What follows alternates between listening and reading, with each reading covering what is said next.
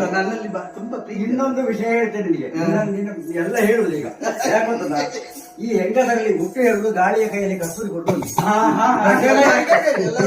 ಅಲ್ಲಲ್ಲ ಪ್ರಕರಣ ಯಾಕೆ ಗೊತ್ತುಂಟಾ?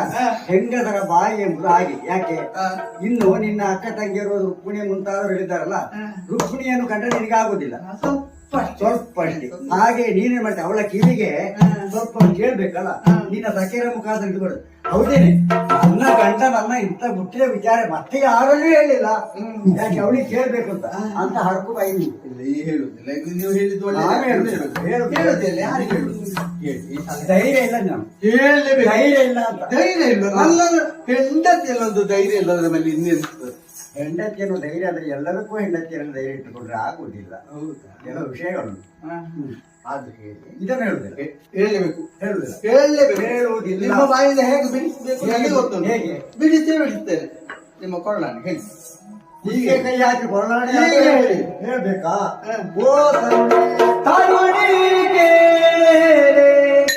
ನಮ್ಮ